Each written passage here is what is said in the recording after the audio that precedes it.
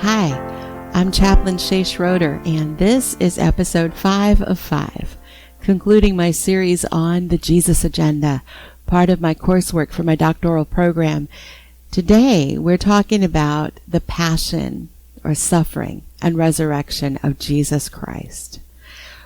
We can prove historically that Jesus the man was born around 4 BCE and that he was tried by the Sanhedrin and convicted of healing on the Sabbath and for blasphemy. But these things were not illegal in Rome. We know that he was convicted of treason against Rome as King of the Jews and crucified on the cross at Calvary, also called Golgotha. The rest of the story is laid out in the 4 Gospels, and the story of the Passion of Christ begins with the Last Supper. Let's get into the story with some context. Judas has just made a deal with the chief priests to betray Jesus, and he sits down for supper with the 12. Jesus not only served the bread and wine, but he proceeded to wash their feet. We can read about that in John 13. So he got up from the meal, took off his outer clothing, and wrapped a towel around his waist. After that, he poured water into the basin and began to wash his disciples' feet, drying them with the towel that was wrapped around him. He came to Simon Peter, who said to him, "Lord, are you going to wash my feet?" Jesus replied, "You do not realize now what I'm doing, but later you will understand." "No," said Peter, "you shall never wash my feet." Jesus answered, "Unless I wash you, you will have no part with me." "Then, Lord," Simon Peter replied, "not just my feet, but my hands and my head as well."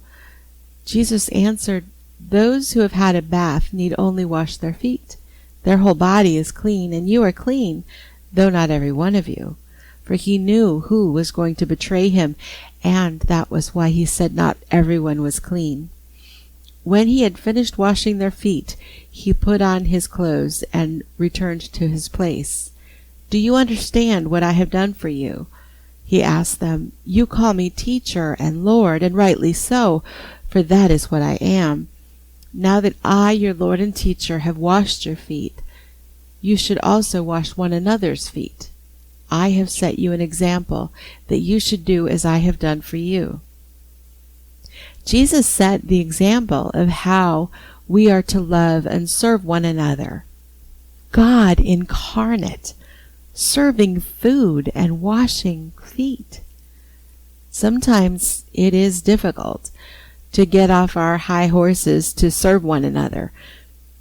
But Jesus showed us how to love and how to serve. We also see from Jesus' interchange with Peter that we must allow God to love us. At the same dinner, Jesus says in Luke 22, "Simon, Simon, Satan has asked to sift all of you as wheat, but I have prayed for you, Simon, that your faith may not fail. And when you have turned back, strengthen your brothers." But he replied, "Lord, I am ready to go with you to prison and to death." Jesus answered, "I tell you, Peter, before the rooster crows today, you will deny me 3 times that you know me." Now Satan wanted to shake them until all that is left is the stuff that's no good. But God had in mind to allow this so that he could gather the good stuff once the bad stuff is separated out. Jesus knew Peter would deny him, and yet reached out to him with forgiveness and instruction before it even happened. Jesus knows that our fears and our failures can become powerful catalysts for good things that serve his purpose, and it is his plan all along. After supper, around midnight, the small band of men begin walking to the garden at Gethsemane, at the foot of the Mountain of Olives. Jesus has already broken away to do the deed. This is when hell begins to break loose. The battle is about to begin, and Jesus is scared. In Luke 22, we see some more of the story. "Father," This is Jesus talking. "Father, if you are willing, take this cup from me. Yet not my will, but yours be done." An angel from heaven appeared to him and strengthened him. And being in anguish, he prayed more earnestly, and his sweat was like drops of blood falling to the ground. Jesus knows how it feels to live in a world that isn't fair. He knows how it feels to be betrayed by his friends. He also knows how it feels to fear the pain but still trust God's will. Max Lucado says that most people think that the battle was won at Calvary, but it was here at Gethsemane, because this is where Jesus made the decision. He would rather go to hell for you than to go to heaven without you. But for Peter, things unfold exactly as Jesus had said. Peter denied knowing Jesus once and then twice. The third time he was accused of being a disciple of Jesus. We can see what happened in Luke 22. Peter replied, "Man, I don't know what you're talking about."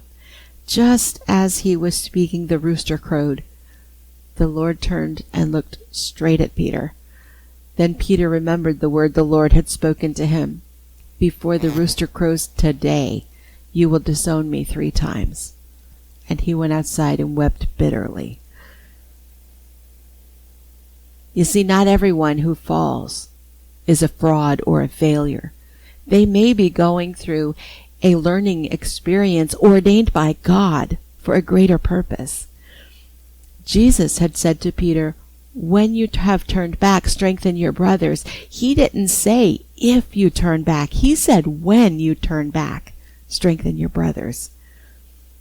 Do you know people who only think of you in the context of your worst failure? They bring it up no matter how far you've come. This is their memory that identifies you, even years later. They've got you stuck. You don't have to stay there. Jesus doesn't do that, and we can follow his example of allowing for redemption and recovery. We can grow beyond our worst failures, and we can help others do the same. Jesus was crucified on the cross and laid dead in the tomb for 3 days. On the third day, after the resurrection, Jesus gives Peter another chance. In fact, he gives him 3. In John 21, this is now the 3rd time Jesus appeared to his disciples after he was raised from the dead. When they had finished eating, Jesus said to Simon Peter, "Simon, son of John, do you truly love me more than these?" "Yes, Lord," he said, "you know that I love you." Jesus said, "Feed my lambs." Again, Jesus said, "Simon, son of John, do you truly love me?" He answered, "Yes, Lord, you know that I love you." Jesus said, "Take care of my sheep." The 3rd time, Jesus said to him, "Simon, son of John, do you love me?" Peter was hurt because Jesus asked him the 3rd time, "Do you love me?" He said, "Lord, you know all things. You know that I love you." Jesus said, "Feed my sheep." 3 times Peter denied Jesus, and 3 times Jesus asked, "Do you love me?" Peter's redemption has begun. Peter is no longer living by fear and survival instincts. He's redeemed by Jesus and can now rise above it all to a place of intimacy with God in that unitive consciousness we spoke of earlier. Jesus was telling Peter to tend his flock. Jesus is the good shepherd, and his people are the sheep of his pasture. Peter is tasked with providing spiritual food to God's people, from the youngest lambs to the full-grown sheep. Indeed, Peter goes on to play a central role in the early church and tending the flock of early believers. Now, the gospel accounts differ slightly on the events at the empty tomb as far as chronology and who said what to whom and where, but they all agree Jesus has risen from the dead. We read in John 20, "Now Thomas, also known as Didymus, one of the 12, was not with the disciples when Jesus came. So the other disciples told him, 'We have seen the Lord.' But he said to them, 'Unless I see the nail marks in his hands, and put my finger where the nails were, and put my hand into his side, I will not believe.' A week later, the disciples were in the house again, and Thomas was with them. Though the doors were locked, Jesus came and stood among them and said, 'Peace be with you.' Then he said to Thomas, 'Put your finger here. See my hands. Reach out your hand and put it into my side. Stop doubting and believe.' Thomas said to him, 'My Lord and my God.' Then Jesus told him, 'Because you have seen me, you have believed. Blessed are those who have not seen and have yet believed.'" Now, I think Thomas gets a bad rap here. His nickname, Doubting Thomas, appears nowhere in the Bible, and all the disciples had scattered in fear. But I love this story because Thomas openly shared his struggle to believe, and Jesus gave the proof to him that he needed. Some people doubt because they don't want to believe. They want to stay in their dual ego brain. They make excuses and blame others as a cover for their doubt. But Thomas asked questions and expressed doubt because he wanted the truth, and Jesus gave it to him. Certainty requires no faith. Doubts and questions are part of believing. It's a natural part of believing. Jesus did not rebuke Thomas for his doubt, but gave him the proof he needed. Now, our Bible came to us by Western Roman lines, but we know from historical evidence that Thomas became a missionary traveling all the way to India. In fact, Thomas is the patron saint of India in the Catholic tradition and was martyred there for his faith. Nobody goes to their death for something they do not truly believe. True faith requires acknowledging the unknowable. 1 Corinthians 13 explains this. "For now we see in a mirror dimly, but then face to face. Now I know in part, then I shall know fully, even as I have been fully known. So now faith, hope, and love abide, these three, but the greatest of these is love." For now we see in a mirror dimly. We must accept that we don't know it all as we embrace the mysteries of our faith and hope for tomorrow. This life is a journey, and we each have a biology and different experiences that shape us differently as we learn and grow in faith and hope and love. The greatest of these is love. Remember, God is love, and his love was poured out on the cross for all of us. As we conclude this video series, I want to invite you to reflect on Jesus' life and teachings. I encourage you to read the Gospels for yourself and to be open to an encounter with Jesus. It might be a still small voice in your heart. It might be God's thundering voice, or it might be a circumstance in your life that comes to mind where you need to apply love for God and love for your neighbor.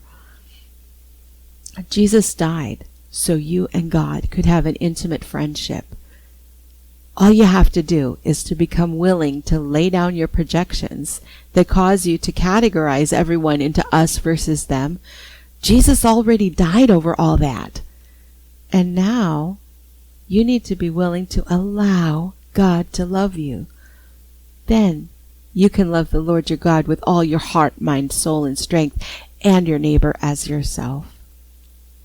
Thank you for joining me in this video series. I pray that we can all share the love lessons that Jesus demonstrated while he was here on earth. And now, may God be with you. And for the love of God, may the grace of Jesus flow through us everywhere we go. Amen.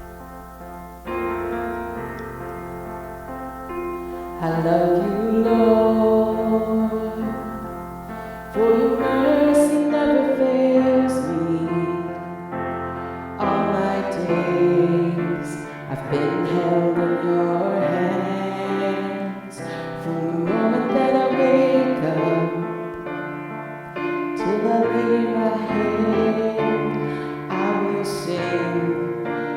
goodness of God.